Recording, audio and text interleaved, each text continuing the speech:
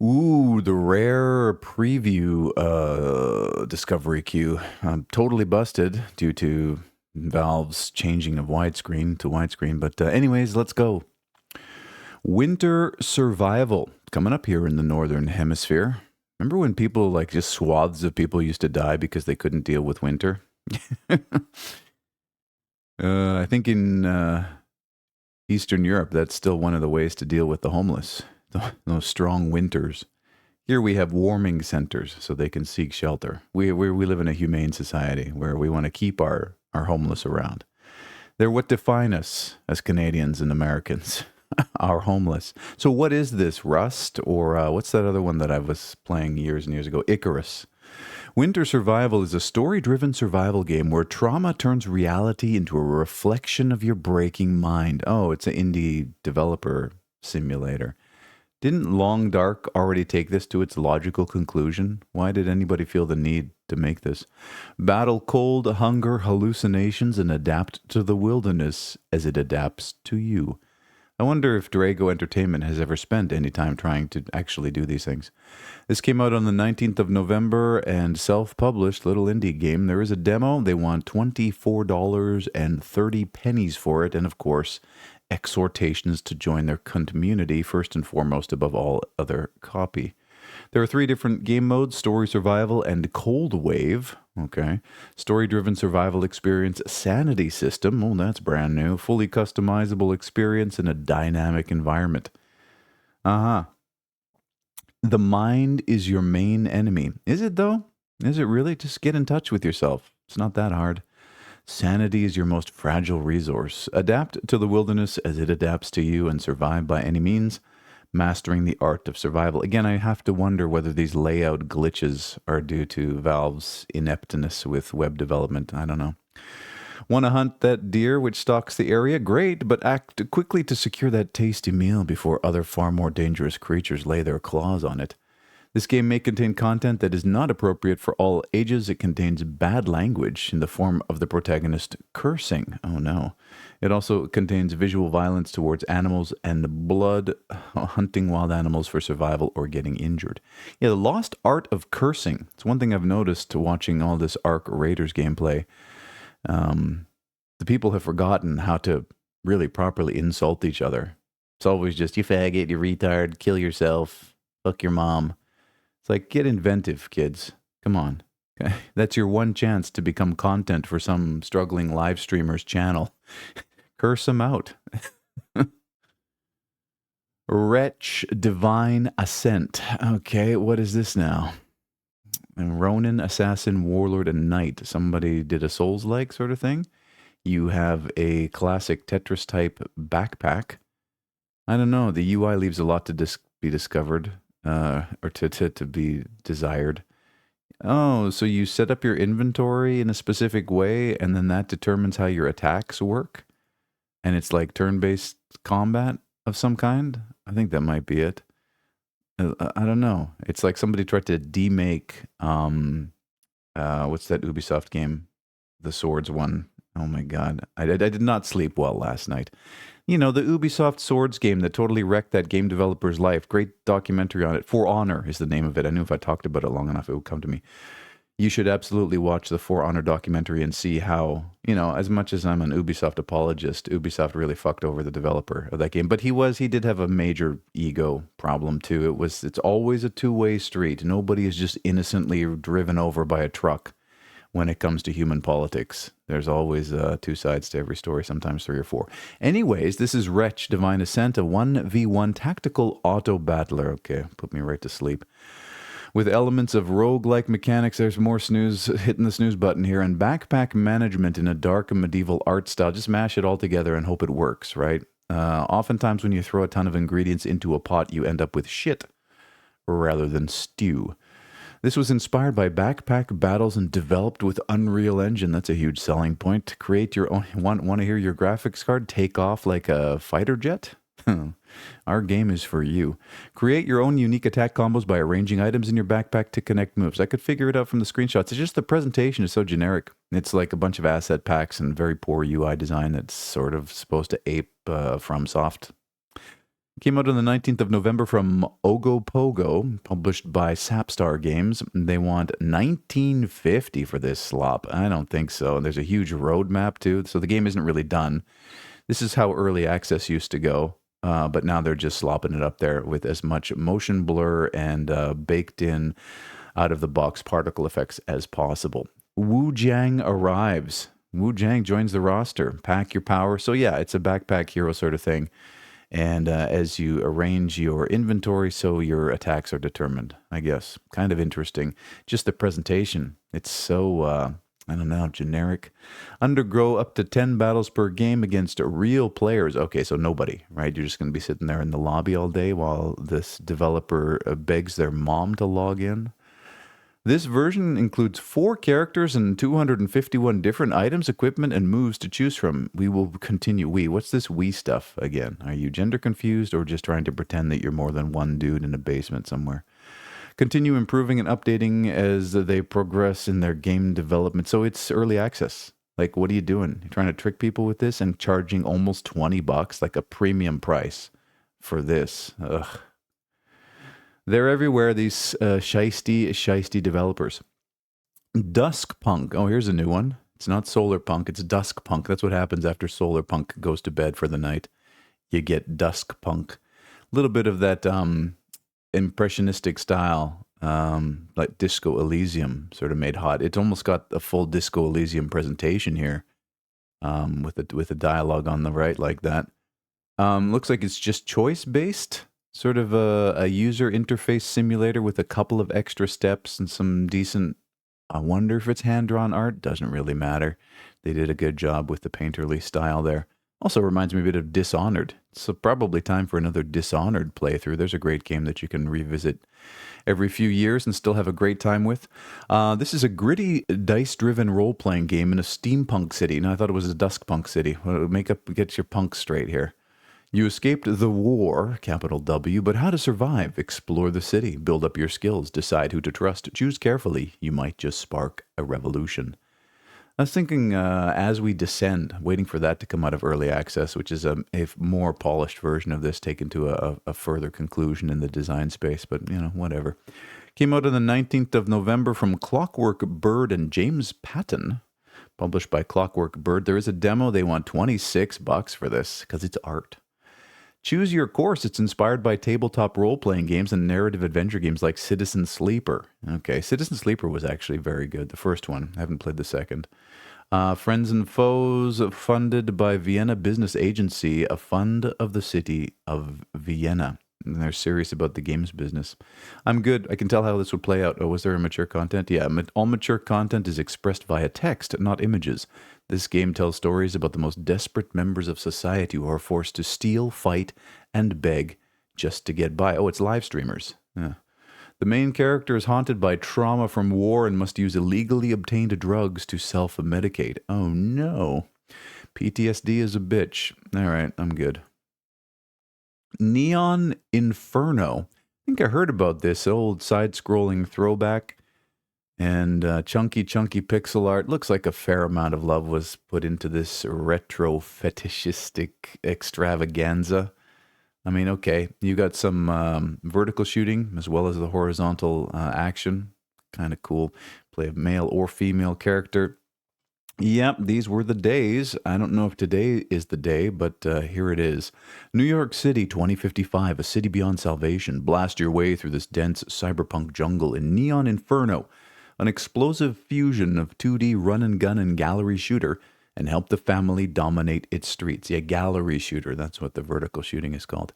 Came out on the 19th of November from Zenobia Interactive, published by Retroware, very aptly named company, but don't they kind of limit themselves into these throwbacks? There is a demo. They want $26 for this. Definitely not paying 1980s prices for this thing, and I wonder if it's tight. It looks tight. Oh, mixed pixel densities in the cutscenes. Okay. Select your killer. You've got Angelo Morano or Mariana Vitti. Okay. Slice and dice and shoot. Shoot close, aim far, and it's a joint operation. I could go for a joint operation this morning.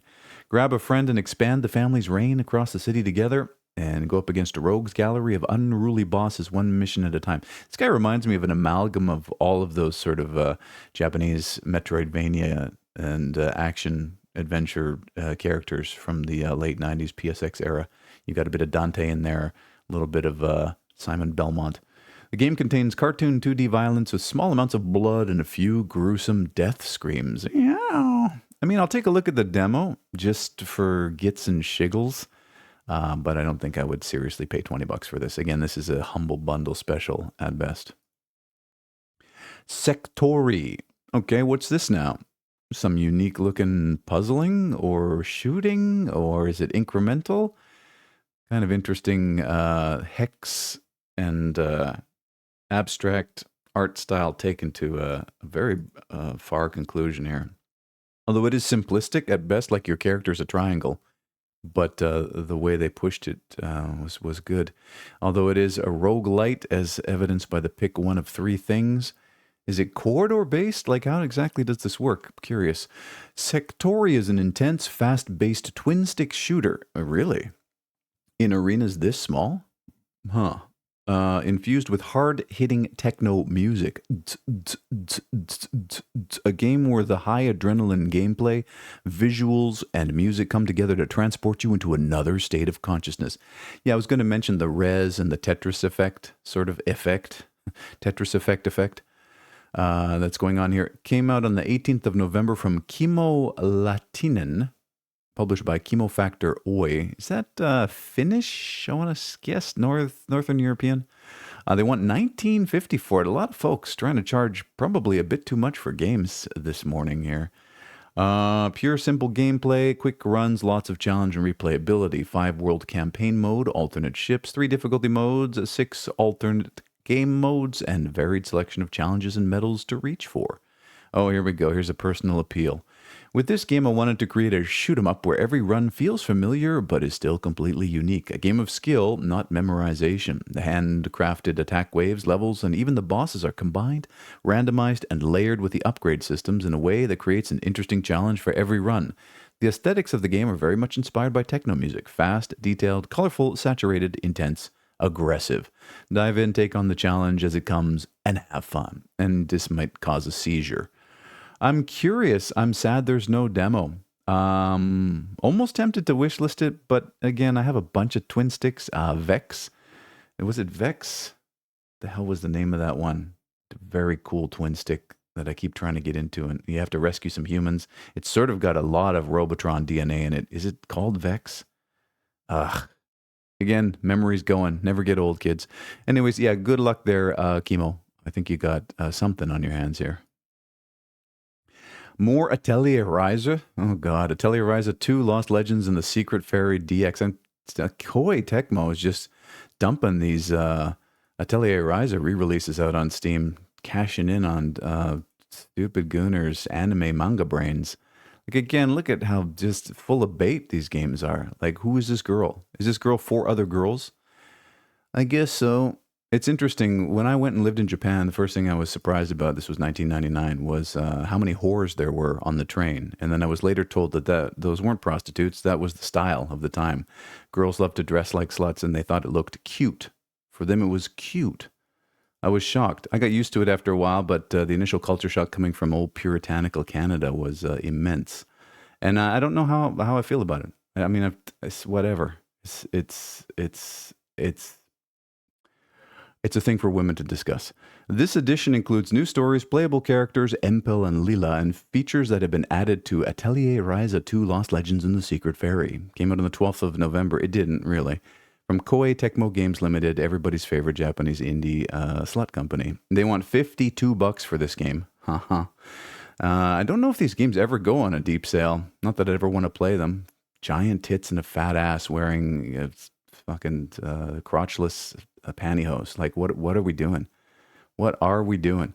There's an increased basket and container capacity, additional graphic options, improved Spirit Beast functions, improved user interface, revised requirements to view events, and improved graphics. And you can also link your saved data.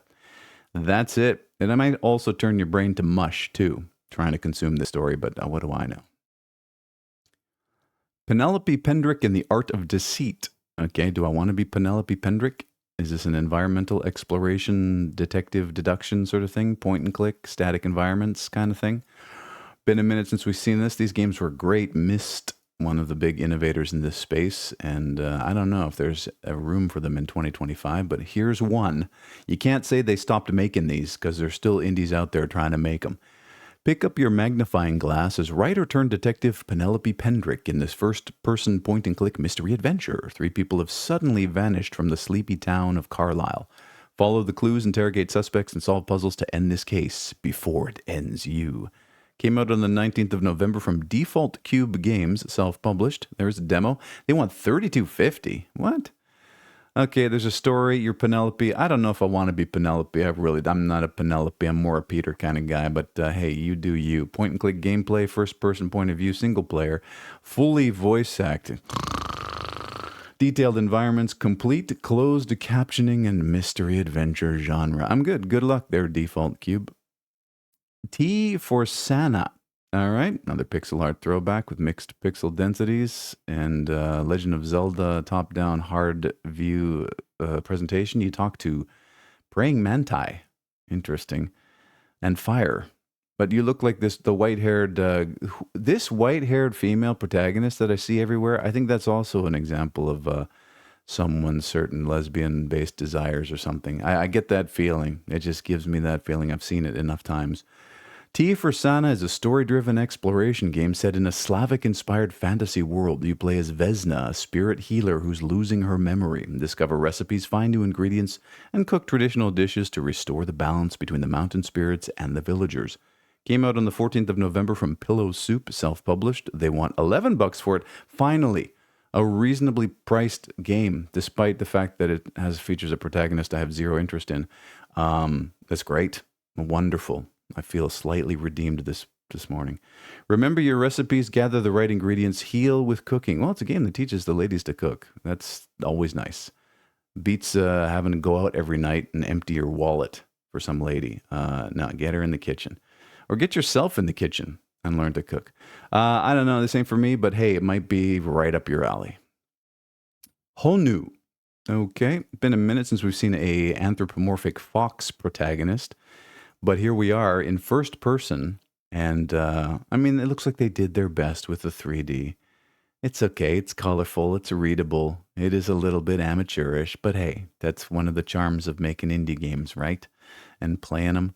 Not sure why they did this with the splash art, though. Was this generated by a machine? I get the feeling that it was. Honu is a first-person 3D puzzle adventure where magic meets technology. Solve logic-based puzzles, reshape the world with magitech, and uncover a story set in a mysterious, beautifully stylized world. By the way, there are dozens and dozens of these types of games on Steam right now, many of them polished to a higher degree of execution. This came out on the 11th of November from HBRS Game Dev. Self-published. There's a name that inspires confidence. Maybe this whole thing was made by a machine. They developed a machine to make the game. It's free. Okay. Why? A story-driven experience full of mystery with thoughtful puzzles, a living world, meaningful encounters, and a journey of discovery, and maybe some back-end code that steals your private information and drains your crypto wallet. I don't know. I just can't trust this shit, but you might want to take a chance. Cube Mind. Whoa, look at these shiny cubes. All right, that's how far they got with their 3D journey. That's where they're at. That's fine. At least it's readable, kind of interesting. You probably could have turned off the ray tracing. It doesn't really do you any favors. It just makes everything look like it was smeared in Vaseline. Cube Mind is a challenging first-person puzzle game with a futuristic and minimalist aesthetic. Also minimal effort on the art execution. Solve interconnected rooms using logic, precision, and creativity in a world where every action matters. Came out on the 18th of November from David Secco, published by Head Arrow. There's a demo. They want $6.50 for it. Again, reasonably priced, but they do want you to join their community first and foremost. All right, here's how it works. There's buttons, there's jumping, there's other stuff in the environment to interact with. Some visual assets, including banners and promotional materials, were created with the assistance of machines. And if they used machines for that, you can bet they used it for a lot of other things. But all right, David Secco, congrats on publishing. It looks competent, and you priced it accordingly. Best of luck. Uh-oh, something went wrong. We were unable to service your request. Please try again later. What do you mean? What do you mean? This is the first time I've ever seen that. Can we go back and go forward? Weird. Just a little hiccup. Just a little hiccup in Gaben's playland here. Billions and billions of dollars. But that's the first time that's happened in 150 odd episodes. Kind of wild. Anyways, The Last Elixir. What is this now? Someone played Inkscription once and decided to make something similar. It's got the blit filter on it. We haven't seen that for a minute. Trying to make it look like something it's not. Hiding the low quality of the 3D assets. Maybe David Secco's game could have used a little bit of blit filter. You are a journeyman alchemist. Experiment to learn the secrets of alchemical sciences and leverage them to produce a diverse menu of potions for a procession of weird and spooky customers in this compact narrative puzzle experience. Came out on the 10th of November from Luke Frisbee, Christian Carmago, and Brian McIntosh. Those are the three guys to blame. And it's free. Was this a student game or just some guys on the Discord still talking to each other after COVID decided to make a game, put their money where their mouth is? All right, looks like you mix potions. There's a spooky person trying to force you to do this. It is free. I question all that kind of stuff. But this was probably just a game design experiment that these three kids, or who knows, middle-aged men or gender-confused women, I don't know, bro. Somebody made this shit and it's free for you to play. Summoner's War Rush. All right. What is this now? Is this weeaboo trap gotcha shit? Auto battling or tower defensing? Something like that, I guess. Summoner's War Rush is an idle tower defense role-playing game where you collect and strengthen your monsters to build a team and defeat waves of enemy. The splash art tells me all I need to know. Pink-haired girl with giant tits in a sort of skimpy, slutty nurse outfit. Like, who are we trying to target with this? Who is this for? What degenerate is going to sit there and go, that's the game for me? Come on now. Fight increasingly powerful foes across stage mode and tower defense mode. Build your ultimate team and dominate every challenge. Listen, I'm not against sexualization. I'm not at all. I'm all for it. I'm a red-blooded male who loves to get horny. Believe me. But there's a time and a place for it. And always in my life, I've exposed a discretion and be indiscreet about this kind of stuff. And just the overt nature of it, the in-your-face, here's the tits, here's the ass, and here's the full sexualization of an imaginary character. To me, it screams mental illness, lack of self-control, and I don't know. I'm just disgusted by it in at a very fundamental level. So I don't know where that comes from, but that's how it is. All right, this came out on September 11th. Perfect.